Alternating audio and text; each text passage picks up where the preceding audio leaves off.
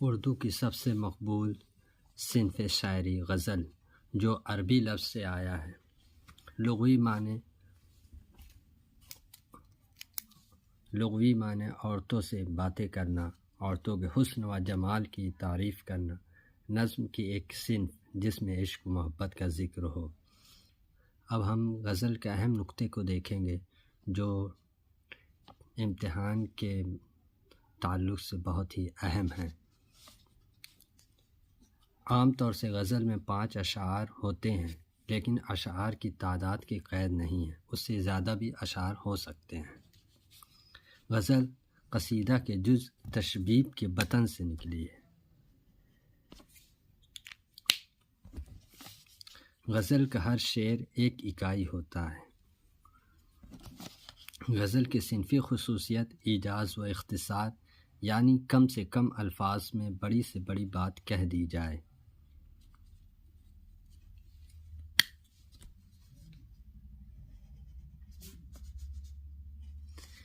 امتحانات کے تعلق سے یہ سارے پوائنٹ بہت ہی اہم ہیں۔ اب ہم ایک غزل کو دیکھتے ہیں۔ دل ناداں تجھے ہوا کیا ہے، آخر اس درد کی دوا کیا ہے، ہم ہیں مشتاق اور وہ بیزار، یا الہی یہ ماجرا کیا ہے، میں نے مانا کہ کچھ نہیں غالب، مفت ہاتھ آئے تو برا کیا ہے۔ غزل کے پہلے شعر کو مطلع کہتے ہیں۔ مطلع غزل کا پہلا شعر جس کے دونوں میں سے ہم قافیہ و ہم ردیف ہوتے ہیں مطلع کہلاتا ہے۔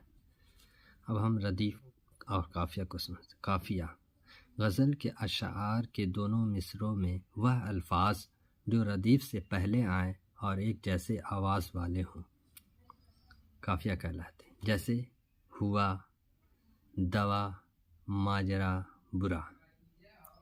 قافیہ کی پہچان یہ بھی ہے کہ وہ مطلع کے شعر میں دونوں مصرے میں ردیف سے پہلے آئے گا اور غزل کے ہر شعر کے دوسرے مصرے میں آتا ہے، جیسے ہوا، دوا، ماجرا، برا وغیرہ وغیرہ۔ ردیف کسی شعر کے آخری مصرے کا آخری لفظ کا آخری حرف، جیسے دل ناداں تجھے ہوا کیا ہے، آخر اس درد کی دوا کیا ہے۔ آخری لفظ ہے میں حرف یہ آئے گا، یہ ردیف ہوگا۔ حسن مطلع کے بعد بھی شعر میں ردیف و قافیے کی پابندی کی جائے تو اس شعر کو حسن مطلع یا مطلع ثانی کہتے ہیں۔ مقطع غزل کا وہ شعر یعنی آخری شعر جس میں شاعر اپنا تخلص یا قلمی نام پیش کرے،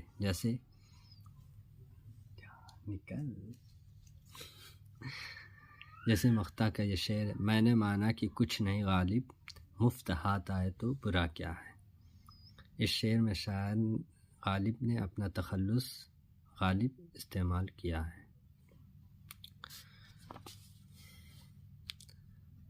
مقطع کے ایک معنی قطع کے بھی ہیں، یا اختتام کرتا ہے، اسے مقطع کا شعر بھی کہتے ہیں۔ بیت الغزل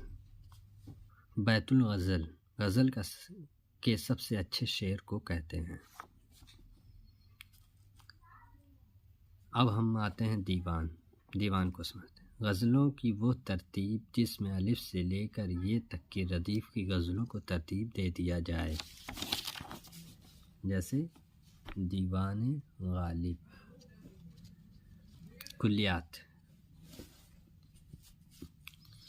کلیات میں اصناف شاعری کی تمام صنف کو جگہ دیا جاتا ہے، جیسے کلیات اقبال۔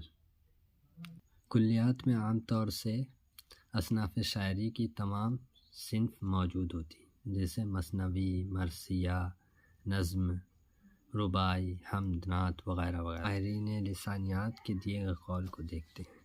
غزل اردو شاعری کی آبرو ہے، بقول رشید احمد صدیقی۔ غزل کے پاؤں میں ردیف پایل یا جھانجھن کا حکم رکھتی ہے، بقول مسعود حسین خان۔ غزل پر اعتراضات۔ غزل نیم وحشی صنف سخن ہے، بقول کلیم الدین احمد۔ حالی کو اس میں سنڈاس کی بدبو محسوس ہوتی ہے۔ غزل کی گردن بے تکلف اڑا دینی چاہیے، بقول عظمت اللہ خان۔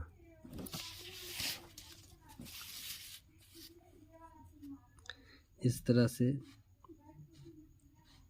بہت سی مختصراً صنف غزل کے اہم نقطے کو بیان کیا گیا ہے، جو امتحانات کے تعلق سے بہت ہی اہم ہے۔ اس ویڈیو کو 1 سے 2 بار دیکھیں اور اس کے پرنٹ کو بھی بآسانی آپ لے سکتے ہیں۔